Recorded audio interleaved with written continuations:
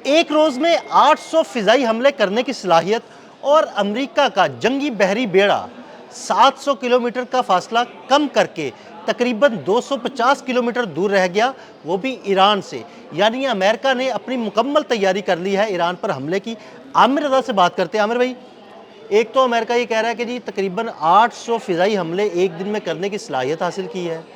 दूसरा ये है कि जो उसका बहरी बेड़ा है वो तकरीबन सिर्फ 240 किलोमीटर दूर रह गया ईरान से। देखिए ये मेरा ख़्याल है कि एग्जैजरेट किया है अमेरिका ने, और ये सिर्फ डराने के लिए किया है कि रोज़ाना की बुनियाद पर 850 हमले करेंगे। देखिए इस वक्त उसके पास बहुत बड़ी फ़ज़ाई क़ुव्वत मौजूद है जहाज़ों की सूरत में। एक तो इसका अब्राहम जो है उसके अंदर ही तकरीबन इस वक्त 80 के करीब जहाज़ जो हैं मौजूद हैं, और वो F-35C हैं जो कि बहुत ही मैं समझता हूँ कि 5th जनरेशन का जहाज़ है, वो मौजूद है। इसके साथ साथ जराल्ड और फोर्ड जो है वो भी पहुंच रहा है, उसमें इससे भी ज़्यादा जहाज़ हैं, यानी 90 के करीब जहाज़ हैं। इसके अलावा उर्दन में जो उसकी एयर बेस है उस पर आप इसके साथ ही मैंने किया था कि F-15 जो है वो पहुंचाए गए हैं ईगल्स। ये महारत रखते हैं तेज़ी के साथ हमलावर होने में। तो ये बड़ा ज़रूरी है कि कोई ऐसी हिकमत अमली बनाई जाए जो ईरान को दांतों के नीचे पसीना आ जाए। यानी जिस तरह से ईरान ने प्लानिंग की थी जंग जून में कि उसने मुख्तलिफ अनवा अक़साम के मिज़ाइल जो थे जिनमें फ़ेक भी थे और ओरिजिनल भी थे, उनको एक ही वक्त में चलाया था ताकि आयरन डूम सिस्टम जो है उसको नाकाम बनाया जाए। देखो कल आपने मेरे साथ एक व्लॉग किया था जो कि YL-8B पे था, और ये चाइना का वो कहते हैं रडार है जिसको स्टेल्थ किलर कहते हैं। अब स्टेल्थ किलर जो है ये डिटेक्ट करता है, और हमने इस पर बड़ी तफसील से बात की थी। अगर चाइना ने ये रडार दिया है, कल ही ये खबर आई थी, यानी हमने जब ये खबर दी तो हमारे पास खबर आने से पहले ही अमेरिका को खबर हुई होगी। इसमें कोई दो राय नहीं हो सकती कि हम कोई अमेरिकन जैसे सैटेलाइट्स तो नहीं रखते हैं। हम तो मीडिया से ही चीज़ों को जो है वो क्या उसको स्कैनिंग करते हैं उसकी, और उसमें से लोगों के लिए मालूमात निकालते हैं, चीज़ें निकालते मालूमात निकालते हैं। अब ईरान के पास इस रडार का पहुंच जाना जो था अमेरिका के लिए फ़िक्रमंद था। अब दोनों तरफ क्योंकि मोराल बूस्टिंग का काम चल रहा होता है, एक तरफ आप ईरान के मोराल बूस्ट कर रहे होते हैं, दूसरी तरफ कोई अमेरिका का मोराल बूस्ट कर रहा होता है। अब ये एक मतअमली बनाई गई कि जैसे मल्टीपल मिसाइल्स के साथ ईरान ने जो है इसराइल पर हमला किया था और इसराइल का आयरन डूम उसको रोकने में कामयाब नहीं होता, इसी तरह मल्टीपल जहाज़ों के साथ, यानी उसमें F-18, F-16, जो है 15 और ये जो F-35, ये तमाम जहाज़ जो हैं इनको बेयक वक्त इस्तेमाल किया जाएगा, और कोशिश की जाएगी कि उस रडार को जिसको स्टेल्थ किलर कहा जाता है उसको भटकाया जा सके। इसमें बहुत सारे ड्रोन्स भी इस्तेमाल होने हैं। ये फ़ज़ाई हमले सिर्फ जहाज़ों के हमले नहीं होंगे, इसमें ड्रोन्स भी इस्तेमाल होंगे, और ड्रोन्स के लिए जो बेसिस हैं उनके पास इराक उसको इस्तेमाल करेंगे। इराक से ये ड्रोन्स जो हैं उड़ेंगे, जो तेज़ी के साथ ईरान की तरफ बढ़ेंगे, और उन कोशिश ये होगी कि जो इंटरसेप्टर्स हैं उनको इन ड्रोन्स के ज़रिए, जो कि अनमैन्ड जहाज़ हैं, और ये जहाज़ जो हैं अमेरिका इसमें बहुत तरक्की रखता है, अमेरिका भी और इसराइल भी ये रखते हैं, इनके ज़रिए जो है इनके रडार्स को जो है एंगेज किया जा सके ताकि ये अपने मकासद हासिल कर सकें। देखें इस वक्त उसको कहते हैं असाब की जंग जारी है। बिल्कुल। इस असाब की जंग के अंदर आपके जो थिंक टैंक्स हैं, जंगी थिंक टैंक्स जो होते हैं, वॉर थिंक टैंक्स जिनको बोला जाता है, वो काम कर रहे होते हैं। मुख्तलिफ़ किस्म की स्ट्रेटजीज़ जो हैं वो बन रही होती हैं, बिगड़ रही होती हैं, उसको दुरुस्त किया जा रहा होता है। एक तरफ ये काम किया जा रहा था कि B-2 के ज़रिए जो बम्बार आएगा, जिसका हमने कल भी जिक्र किया था, GBU-57, वो आएगा, तो उसके रोक के लिए कौन सी टनल्स हैं।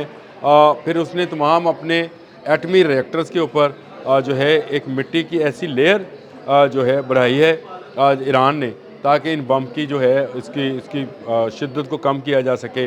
इसी तरह अमेरिका जो है वो भी एक स्ट्रेटजी बना के रखा हुआ है। अभी उसके पास अब्राहम लिंकन वहाँ पर मौजूद था जो 20 साल रह सकता है जंग के लिए, उसने दूसरा जहाज़ जराल्ड और फोर्ड भेज दिया जो कि 50 साल रह सकता है।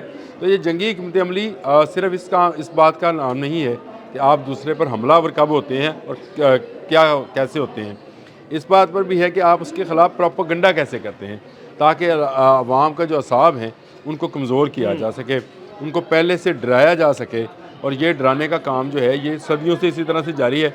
जब जंगें आती हैं तो आपको पता है हाका बोला जाता है, ड्रम बजाया जाता है, बिल्कुल ऐसे ही है। आवाज़ें निकाली जाती हैं, मशलें रोशन की जा सकती हैं। बहुत सारे हमारे इस्लामी जंगजुओं ने भी ऐसी ऐसी हिकमत अमली बनाई कि 1-1 हज़ार की फ़ौज लगती थी कि 1-1 लाख की फ़ौज है। तो ये जो एक दिन में 800 साढ़े 800 हमला करने की बात है, ये इसलिए है ताकि ईरान को दबाव में लाया जाए।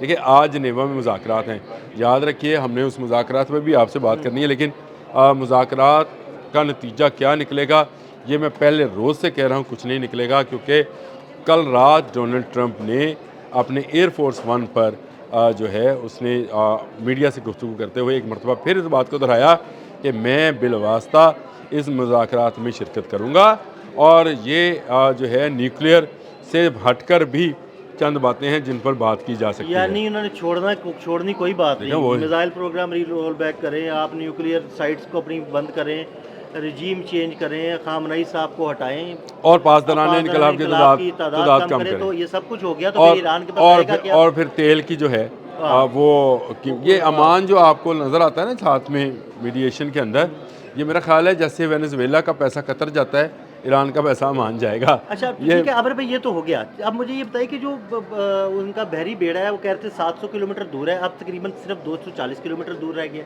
देखिए ये जो सैटेलाइट्स पिक्चर्स हैं इसको वेरीफाइड सैटेलाइट्स पिक्चर कहा जाएगा क्योंकि अब तो बीबीसी ने दे दी वो पिक्चर। उसने कहा कि रात सैटेलाइट्स ने देखा कि ये जहाज़ अचानक मंजर से गायब हो गए, यानी जिस जगह पर इनको फोकस किया गया था वहाँ से हट गए। ये 13 नाटिकल माइल की स्पीड से भाई हरकत करता है।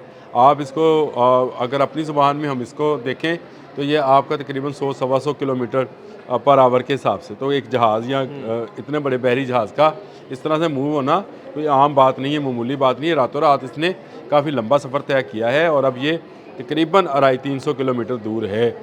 लेकिन इसको ये ना समझा जाए कि ये 250-300 किलोमीटर दूर आ गया तो ईरान की शामत आ गई है।